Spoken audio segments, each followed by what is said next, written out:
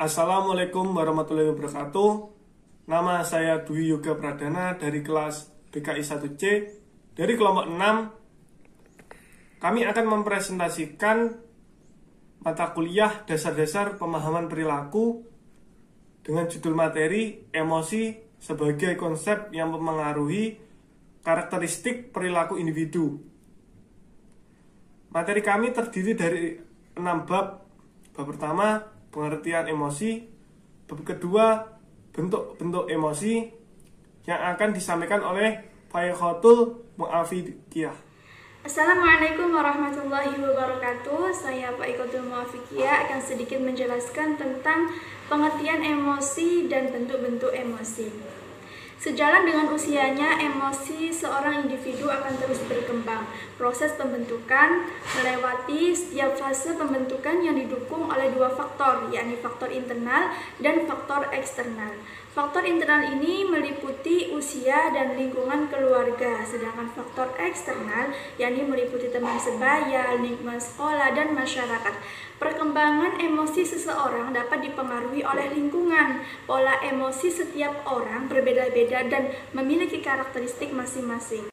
Menurut Chaplin 1989, emosi adalah sebagai suatu keadaan yang terangsang dari organisme, mencakup perubahan yang didasari mendalam sifatnya dari perubahan perilaku. Menurut Muhammad Ali dan Muhammad Asrori, emosi termasuk ke dalam ranah afektif. Emosi banyak berpengaruh pada fungsi psikis lainnya. Individu mampu melakukan pengamatan dan memberikan pengamatan yang positif manakala disertai dengan emosi yang positif. Begitu juga sebaliknya. Jadi emosi adalah suatu keadaan kompleks yang mencakup perubahan-perubahan yang didasari mendalam sifatnya dari perubahan perilaku dan memengaruhi fungsi-fungsi psikis lainnya seperti tanggapan, pengamatan, pemikiran, dan kehendak. Materi yang kedua yakni bentuk-bentuk emosi. Daniel Goleman 1995 dalam Muhammad Ali dan Muhammad Asrori mengidentifikasikan kelompok emosi sebagai berikut. Yang pertama, amarah. Amarah ini meliputi amarah yang besar, kebencian, mengamuk, dan lain-lain. Yang kedua, kesedihan. Kesedihan ini meliputi susah, suram, sedih, depresi, putus asa, dan lain-lain. Yang ketiga, rasa takut. Rasa takut ini meliputi kecemasan, panik, khawatir, gugup. Yang keempat, kenikmatan. Kenikmatan ini meliputi kebahagiaan, senang, kegembiraan, kebahagiaan, dan lain-lain. Yang kelima, cinta. Cinta ini meliputi kasmaran, kepercayaan, penerimaan, kasih sayang. Yang keenam, yakni terkejut. Terkejut ini meliputi terkesiap, terpesona, takjub. Nah, yang ketujuh yakni jengkel. Jengkel ini meliputi hina, jijik, muak, dan lain-lain. Yang kedelapan yakni malu. Malu ini meliputi menyesal, malu hati, dan lain-lain. Dari penjelasan di atas dapat disimpulkan bahwasanya bentuk-bentuk emosi yakni amarah, kesedihan, rasa takut, kenikmatan, cinta, terkejut, jengkel, dan malu. Terima kasih, sekian dari saya. Wassalamualaikum warahmatullahi wabarakatuh. Bab 3, karakteristik emosi. Bab 4, pengertian kematangan emosi yang akan disampaikan oleh Gisela Asafibila. Nama saya Gisela Asafibila, saya berasal dari kelompok 6 BKI 1C. Di sini saya akan menjelaskan tentang karakteristik emosi. Emosi dapat dikelompokkan menjadi dua, yaitu emosi sensoris dan emosi kejiwaan atau psikis. Emosi sensoris yaitu emosi yang ditimbulkan oleh rangsangan dari luar terhadap tubuh seperti rasa dingin, rasa lapar, rasa manis, rasa sakit, dan lain sebagainya. Emosi psikis yaitu emosi yang mempunyai alasan-alasan kejiwaan yang termasuk dalam emosi ini yaitu 1. Perasaan intelektual, yaitu mempunyai sangkut paut dengan ruang lingkup kebenaran. Contohnya yaitu rasa gembira karena mendapat suatu kebenaran, rasa yakin dan tidak yakin terhadap suatu hal karya ilmiah. 2. Perasaan sosial, yaitu perasaan yang berhubungan dengan orang lain. Contohnya yaitu rasa solidaritas, persaudaraan, simpati, dan kasih sayang. 3. Perasaan susila, yaitu perasaan yang berhubungan dengan nilai-nilai baik dan buruk atau etika, moral. Contohnya, rasa tanggung jawab, rasa bersalah apabila melanggar norma, rasa tentram dalam mentaati norma. 4.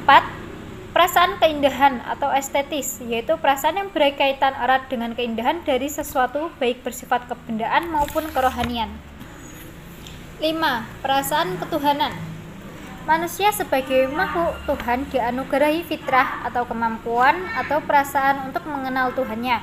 Dapat disimpulkan bahwa karakteristik emosi antara lain lebih bersifat subjektif daripada peristiwa psikologis lainnya, bersifat fluktuatif, tidak tetap, dan banyak bersangkut paut dengan peristiwa pengenalan panca indera. Sedangkan emosi dikelompokkan menjadi dua, yaitu emosi sensoris dan emosi psikis. Selanjutnya yaitu pengertian kematangan emosi. Menurut Chaplin 1993-165, kematangan emosi adalah suatu keadaan atau kondisi mencapai tingkat kedewasaan dari perkembangan emosional, dan karena itu, pribadi yang bersangkutan tidak lagi menampilkan pola emosional yang pantas bagi anak-anak. Menurut Sudarsono 1993, kematangan emosi adalah kedewasaan secara emosi, tidak terpengaruh kondisi kekanak-kanakan atau sudah dewasa secara sosial.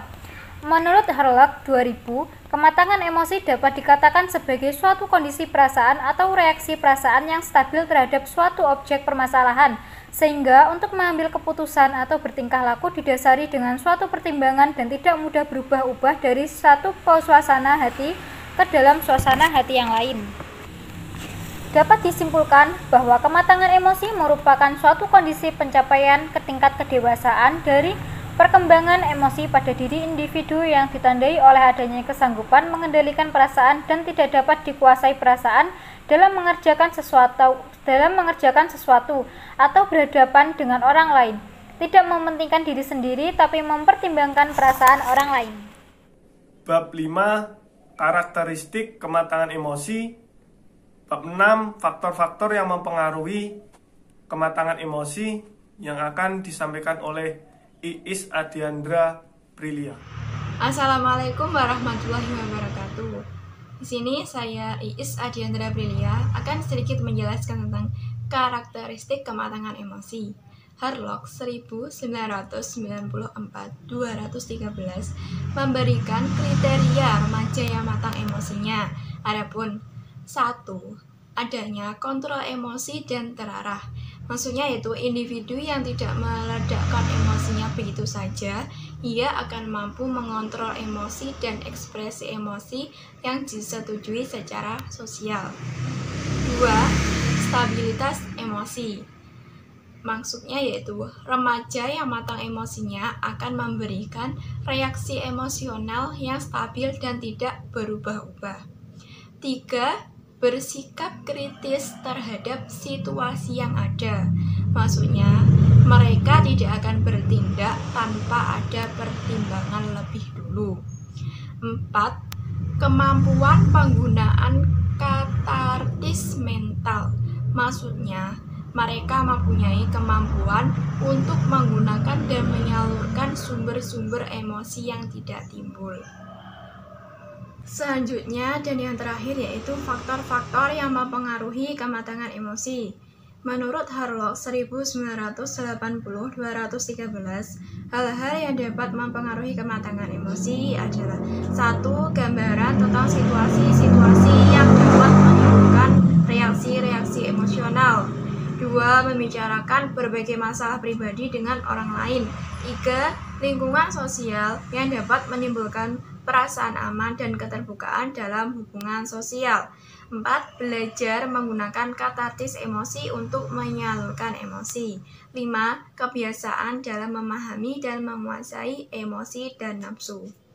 Sekian dari saya, mohon maaf masih banyak kurangnya. Wassalamualaikum warahmatullahi wabarakatuh. Sekian presentasi dari kelompok kami, dari kelompok 6. Bila ada salah kata atau ucapan, kami mohon maaf. Saya akhiri. Wassalamualaikum warahmatullahi wabarakatuh.